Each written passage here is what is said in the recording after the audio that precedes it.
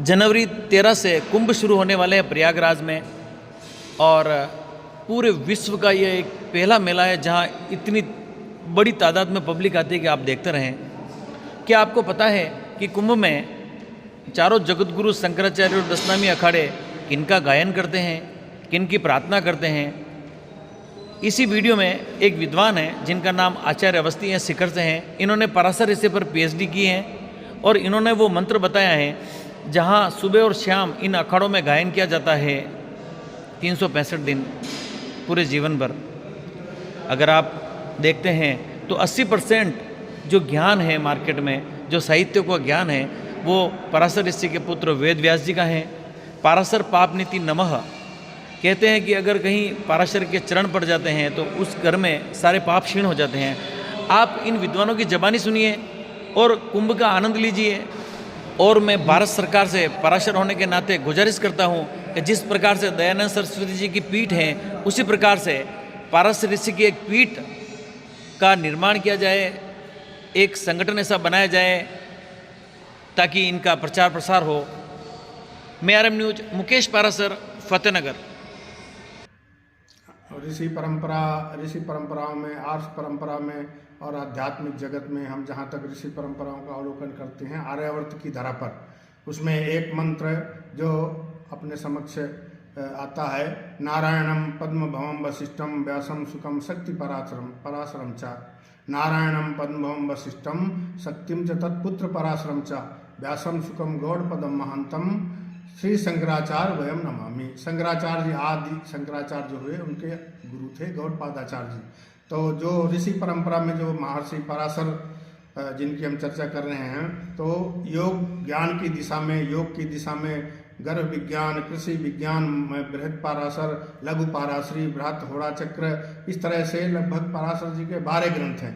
वशिष्ठ जी, अरुंधति और जहाँ तक ऋषि पत्नियों में, महिलाओं में अपाला, घोषा, गार्गी, मैत्रेयी, इस तरह से और भी वेद मंत्रों के उद्गायिका हैं ऋषि परंपराओं में। तो उन सारी परंपराओं का हम अनुसंधान करते हैं तो हम ये पाते हैं कि इस पराशर ऋषि परंपरा का भारत में बहुत बड़ा योगदान है। भारत की भूमि के लिए, भारत के ज्ञान के जगत के लिए, भारत के ज्ञान की दिशा के लिए 80% के लगभग योगदान है इस ऋषि परंपरा का। नारायणम, इनकी उत्पत्ति जहाँ तक देखते हैं कहाँ से प्रारंभ हुआ इस परंपरा का योगदान भारत में, इस आर्यावर्त की धरा में, तो नारायणम भगवान विष्णु, ब्रह्मा, नारायणम पद्म भवम वशिष्ठम, वशिष्ठ, शक्ति, पराशर, व्यास, सुखदेव। पराशर जी के ग्रंथों का और इनका अध्ययन करते हुए हम और आगे बढ़ते हैं तो उनके पुत्र हुए व्यास।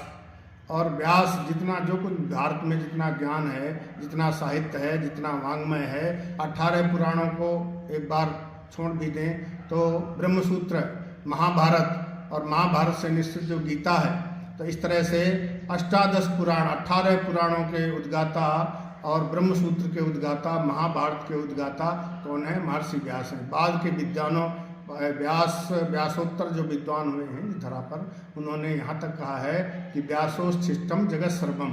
जो भी व्यास के पश्चात, भगवान वेद व्यास के पश्चात जो भी साहित्य का सृजन हुआ है, जो भी अध्यात्म जगत में, साहित्य जगत में, वैदिक जगत में जहाँ कहीं विश्लेषण और व्याख्या हुई है तो वह भगवान व्यास का जूठन है, व्यासोच्छिष्टम वहीं से निकला हुआ है। तो इस तरह से इस परंपरा का बहुत बड़ा योगदान है। और ये जो मंत्र प्रारंभ में जो हमने बोला और उवाच किया, उद्घोष किया, तो इस मंत्र का 4 पीठों में, शंकराचार्य जी की जो 4 पीठें हैं, भगवान शंकराचार्य जी ने जो 4 पीठों की स्थापना की अध्यात्म जगत के प्रचार प्रसार के लिए, ज्ञान के प्रचार प्रसार के लिए, उन 4 पीठों में नारायणम पद्म भवम वशिष्ठम शक्तिम च तत्पुत्र पराशरम च, इन मंत्रों का वहाँ पर सुबह शाम प्रार्थना गाई जाती है और नित्य प्रति प्रार्थना की जाती है इन मंत्रों से।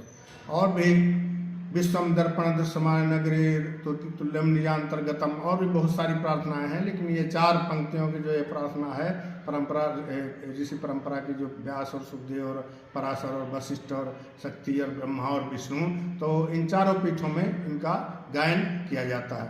आर्ष परंपरा में भगवान शंकराचार्य ने बाद में जो सन्यासी परंपरा चलाई शंकराचार्य ने 4 पीठों की स्थापना की, जिनमें से यति परंपरा है, जिनमें से दशनामी, गिरिपुरी, भारती, नंद, बन पर्वत इत्यादि।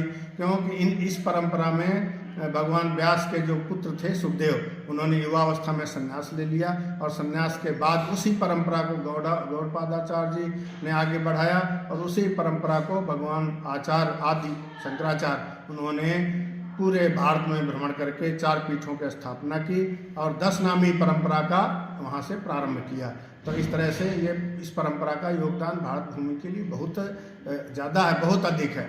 वहाँ भागवत पुराण और भी बहुत सारे ग्रंथ हैं, पराशर की देन है, पराशर के गुफा, पराशर का झरना और पराशर की झील, जहाँ भारत में चारों ओर बिखरे पड़े हैं। जहाँ कहीं आप दृष्टि डालेंगे तो लगभग उस ज्ञान की परंपरा में कहीं ना कहीं कुछ ना कुछ प्राप्त हो जाएगा। तो इस पराशर परंपरा में जो पराशर कहलाते हैं, गोत्रापत्यम पराशर ऋषि की परंपरा में आने वाले पराशर कहलाए। जिस तरह से रघुवंश में राघव, दशरथ पुत्र दाशरथे, वशिष्ठ पुत्र वशिष्ठ की परंपरा में वासिष्ठ, इस तरह से गर्ग के परंपरा में गार्ग। तो ये व्याकरण में 8 आपत्यम, 8 का आगम होकर के इस तरह से ये शब्द बनते हैं। तो जो पराशर बंधु हैं इस दिशा में अनुसंधान करें, खोज करें और इस परंपरा को आगे बढ़ाने की चेष्टा करें। यही हमारा ये अंतिम वचन और उद्घोष है।